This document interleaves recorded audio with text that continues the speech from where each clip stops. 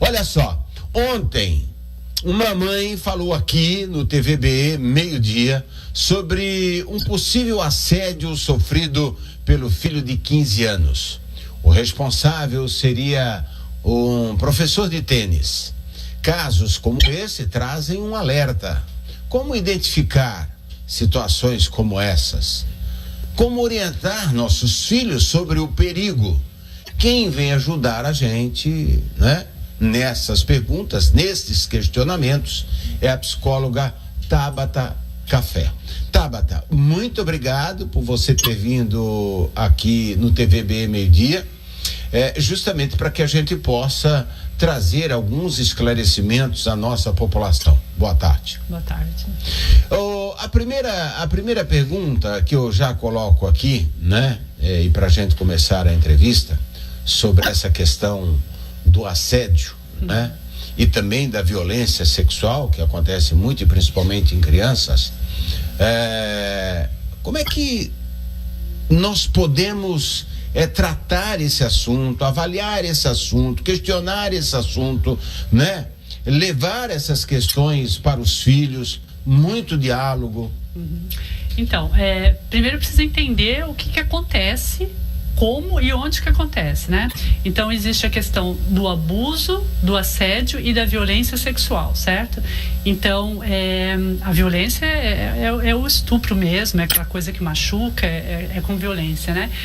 O abuso é quando, de certa forma, não existe um machucado, alguma coisa, e acontece durante algum tempo, quase como assim, com consentimento ou participação daquela criança, é claro que forçado a situação, né? Sem deixar marcas no corpo, vamos dizer assim, né?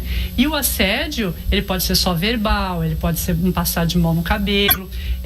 Precisa entender que o abuso sexual, o abusador também é aquele que se mostra. Então, você mostrar cenas de você mesmo, você mostrar uma parte do seu corpo, você fazer uma fala sua, isso também é assediar sexualmente uma criança, né? Onde acontece? Infelizmente, acontece dentro de casa, perto de casa, na casa de familiares, com professores, com as pessoas que se conhecem. Então, às vezes os pais ficam cuidando só dos filhos não estarem na rua, não estarem com estranhos, só que é mais de 80% dos casos com pessoas conhecidas. E precisa saber que isso é fato e aí saber fazer uma explicação para a criança, para ela se defender disso. Porque ela não se defende justamente porque é um conhecido. A gente tem uma triangulação aí nessa situação, né? De abuso, violência, assédio, e que leva a tudo isso. Pode existir as três situações específicas, como pode ser situações isoladas. Sim. Tratar só de violência com a criança, né? Sim. Pode ser violência física com violência verbal. Sim, psicológica, né? Psicológica. Inclusive, né? E as pessoas têm muita dificuldade de acreditar que o filho corre aquele risco, que esteja acontecendo alguma coisa, porque associam uma situação de violência psicológica, de assédio, de abuso, com um cara mau, com um abusador, um bandido. E tem que entender que essa pessoa pode ser um professor, pode ser um pai de família, pode ser um pastor, pode ser o seu cunhado, pode ser o seu pai, porque pode ser o avô da criança, pode pagar contas, pode ser o marido da sua irmã, pode ser vizinho, pode ser o seu vizinho que você conhece há anos e ele é um bom cara sobre os outros aspectos, mas isso é uma tara psicológica, isso às vezes é uma doença como a pedofilia, que pode ser até tratada em consultório e tudo mais. Então você não pode eliminar nenhum possível assediador. Você tem que preparar o seu filho de que qualquer pessoa pode fazer alguma coisa com ele que não deve e que ele tem que se defender daquela situação. Agora, quando você fala, por exemplo, do problema psíquico, né, de quem é o assediador ou de quem faz especificamente, o grande problema também é o psicológico, né, a ser tratado de quem sofreu ameaça, de quem foi agredido, né? E isso é muito mais complicado ainda. Sim, porque o impacto psicológico é muito grande, justamente porque, como normalmente se trata de uma pessoa conhecida, E às vezes assim, poxa, eu amo meu tio, ou eu amo meu avô, eu conheci aquela pessoa e de repente ela começa a fazer comigo alguma coisa impactante, ruim, ela diz para eu não contar para ninguém, eu sinto que aquilo está errado. E aí como é que eu lido entre amor e ódio com aquela pessoa? E com aquela situação que às vezes permanece durante muito tempo? Então, dependendo da idade da criança, se foi muito pequena ela pode esquecer, maior ela vai lembrar-se. Quando é com um adolescente e ele se vê numa situação com um padre, com um professor, com alguma coisa assim, ele se inclui naquela culpa, né? De, no fundo, será que eu não deixei, eu não permiti, eu não podia ter feito alguma coisa, né? A prevenção. Então, a prevenção como que é? Desde pequeno, primeiro você tem que falar sobre as partes do corpo, nomear elas de forma correta para que nenhum estranho venha dar chamativos mimosinhos e não sei o que lá e criar uma questão lúdica em cima da questão das genitálias e a questão sexual. Então você nomina, você explica para que serve os genitais, você cria toda uma situação de intimidade, você tem que ter uma intimidade com o seu corpo, então você não precisa se trocar na frente das outras pessoas, você tem que usar calcinha, sutiã, você tem que usar a roupa certa, o menino também para se proteger.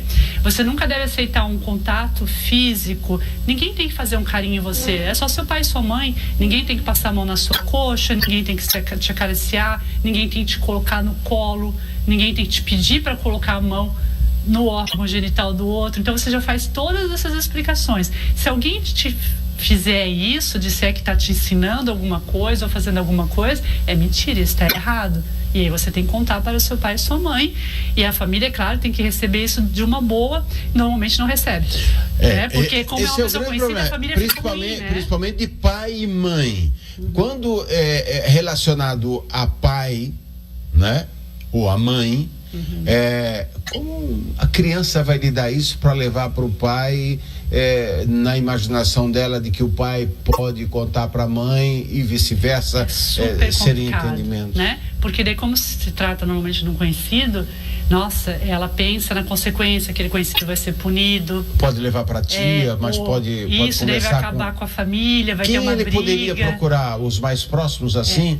Parentes? Como toda criança vai à escola, se a escola também tocasse nessas possibilidades e colocasse alguém a serviço disso, como psicólogo escolar ou alguma coisa assim, aí poderia ser uma pessoa neutra para a criança estar falando. Mas existem sinais de quem está sendo abusado.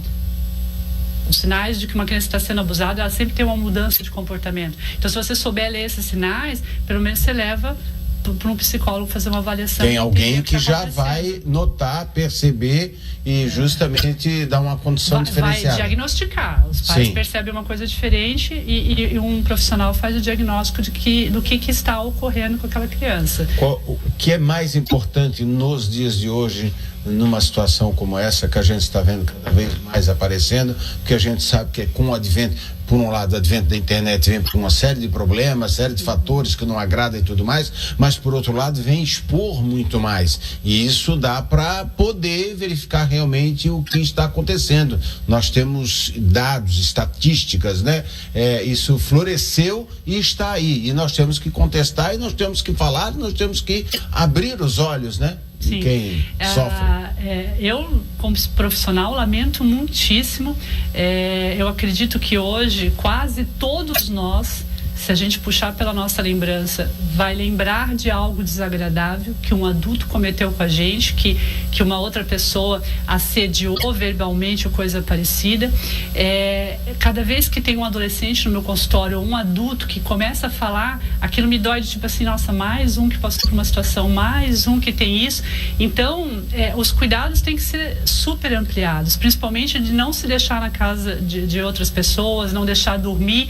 E tem uma questão assim, a criança faz uma queixa velada e o adolescente, ai mãe, não quero ficar na casa da tia, não quero ir para lá hoje, não quero ficar à tarde lá, não gosto de ir na casa desse meu amigo. E aí você diz, mas por que as pessoas são tão legais? Não, mas eu não gosto. E às vezes isso é uma queixa velada de que não tá legal. Tem alguns questionamentos aqui quando a doutora falou sobre pedofilia, né? Alguns casos aqui de manifestações falando de que há um equívoco nessa situação, de que pedofilia não é crime, não é doença.